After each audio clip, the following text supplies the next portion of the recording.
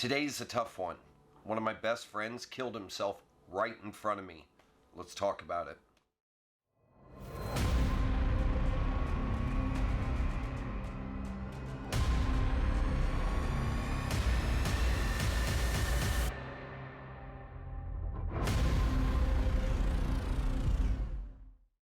Hey guys, welcome to Grit Stock, episode 3.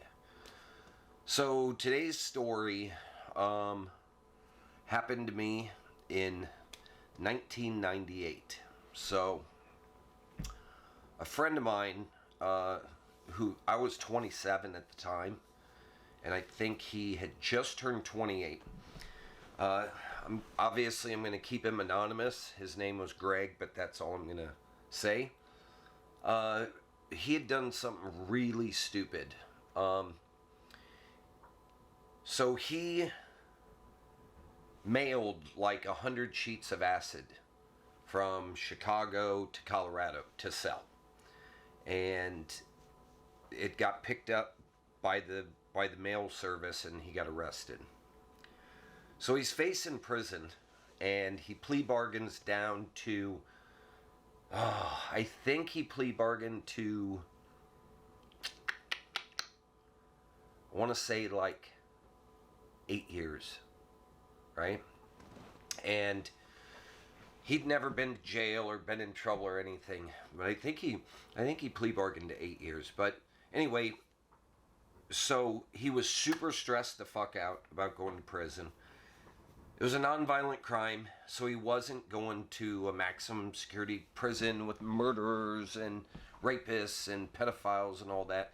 He was going, I believe he was going to a minimum security, if I'm not mistaken. And his attorney had cut a deal with the state in this plea bargain, and he had a date that he was going to turn himself in, right? So I think it's a Monday. I think it was a Monday. And so he had this little house, was probably 600 square feet, like the whole house. The living room was like part of the kitchen, kind of. There was this little countertop, like maybe, I don't know, 3 or 4 feet wide that divided like the kitchen into the living room. It was small. And I said, hey, let's have a big party for you, have all of our friends over. And I said, don't worry about it. I said, I'll take care of your house. I said, I'll put money on your books so you can buy snacks and chips and all that stuff, right? And so I did a bunch of research. And you got to remember, this is 1998, so there is no internet. So if you want to do research, you have to pick up the phone. You have to go to the library. You have to like actually put quite a bit of effort into it. And I went and did all this research on prisons and how you can cut your time back, because you get a day for a day where he was going. So for every good day that you're good, you get a day taken off your sentence. So basically an 8-year sentence would be a 4-year sentence. And I found out that even if you weren't an alcoholic, even if you weren't a drug addict, even if you weren't an angry person, if you took a drug program, an alcohol program, a anger management program, all this stuff, it knocks off like 4 months off your sentence if you take these classes or courses or whatever. And so I said, look, man, I said, you're like good day for good day, 4 years. And I said, you take this, now you're down to like 3 years and 8 months. Take this, you're down to 3 years too. Anyway, he could be doing like 2.5 years. That's if you're not like let out early, because nonviolent crime, if you're cool, from what I'd heard and what I'd studied and looked into, you could like get out early even. So he probably was going to do like 2 years. And he was tripping. He did not want to do a day, let alone 2 years. And I understand, like, you know, his family was there, his girlfriend was in Chicago, his friends, all that stuff. But, you know, he did something really stupid by mailing drugs from Chicago to Colorado, trying to sell acid through the mail and over the phone or whatever. So we're having this party. It's Sunday, and I'm gonna take him so he could turn himself in. It was early, like 6 o'clock in the morning on Monday, and I think we had 15, 20 people over. Everybody's drinking, smoking weed, all that good stuff, having fun. And it's like 3:34 in the morning, and it's winding down. I'm starting to kick people out, and I kick everybody out of this house, and I'm doing the dishes, and I'm standing in his kitchen, which, if you can try to picture this, so I'm at the sink doing the dishes, the countertop's here, and then there's like 5 feet of living room, and then 8 feet of living room that way, and he's sitting right here on a love seat, basically facing me, probably 5 or 6, 7 feet away. And he's crying, and he said, "Oh, I don't want to go to prison, Drew.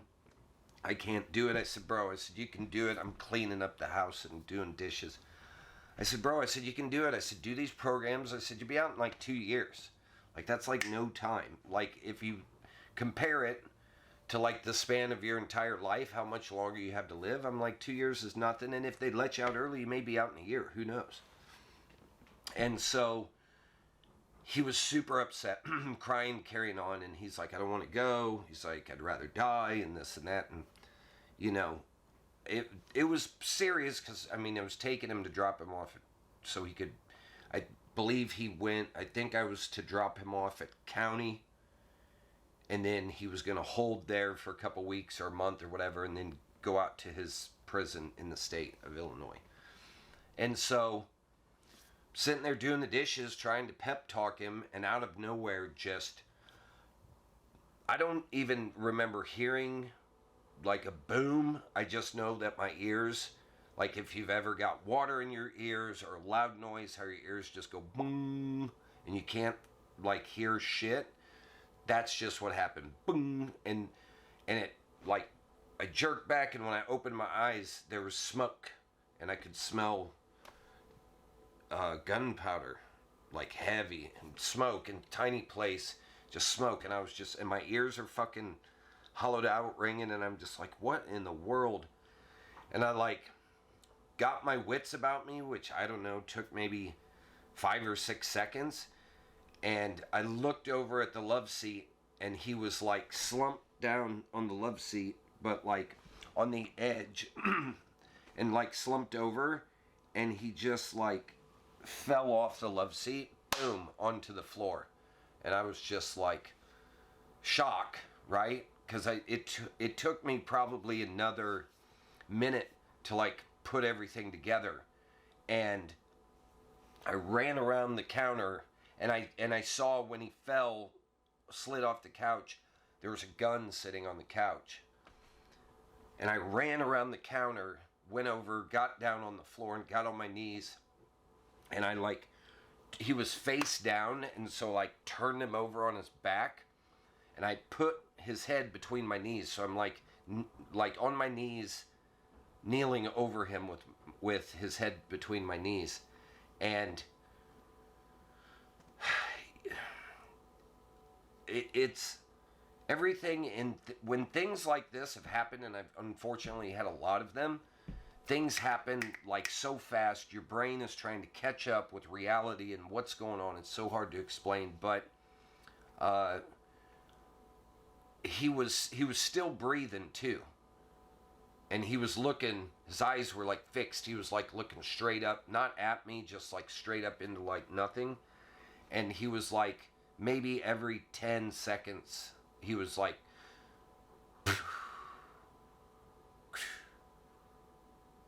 like blowing out, like every 10 seconds, like a breath, whatever.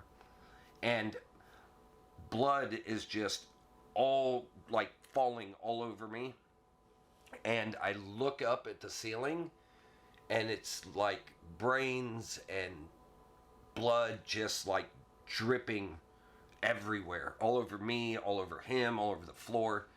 And I was just like, oh.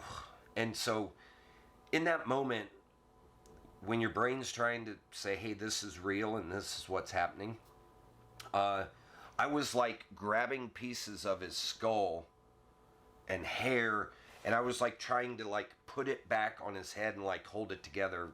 Why, I don't know now, looking back, I have no idea, but in the moment, like that's what I was trying to do. And so I like called 911. uh it seemed like it took forever for the ambulance to get there. Maybe it was probably 15 minutes before an ambulance got there, and he had died by the time they got there. But I'm trying to like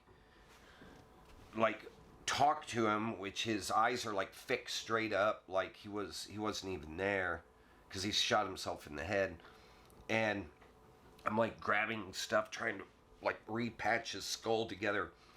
But the thing that stuck out, that still haunts me, that like it's not an everyday thing, it's not like an every week thing, maybe a couple, 2 or 3 times a year it happens to me, where all of these sounds come back. But the craziest thing about that was, while I was waiting for the ambulance, now we had shut the music off, there was no music, it was dead silent, and I'm sitting there, and while he was still alive, and I'm assuming it was from his heart beating like every so often, but where I was holding his skull, and like there, and you got to understand, there's brains stuff dripping off the ceiling on the floor. It's insane. But while I'm like trying to hold his head together, when his heart would beat, it would like blood through like any open crack, or I don't, it was so insane, the sound. And then with him like breathing out like every like 10 or 15 seconds, that sound with the sound of the from his head, and the sound of the blood hitting the floor, and every once in a while a piece of something would go boop. Those sounds, when it was dead quiet, just they are like ingrained in my fucking head. And 2-3 times a year I'll get like, I don't know if it's a flashback or what, or because of this traumatic event, but I can hear that. It's always happens where I'm somewhere and it's dead quiet, usually at home, in bed, when I wake up, or sometimes when I'm going to bed, and it'll pop in, and then I'll hear it like as if I'm there. And it sucks to go back there, because that was really difficult. That was, I mean, I understood that he was afraid and scared and everything else to go to prison, but I had done research to try to make him feel better, because I knew he was going to be tripping about going. And I mean, he was like 20, 28, 27, or just turned 28 when this happened. Holy shit. Life just gone. Just gone, gone, gone.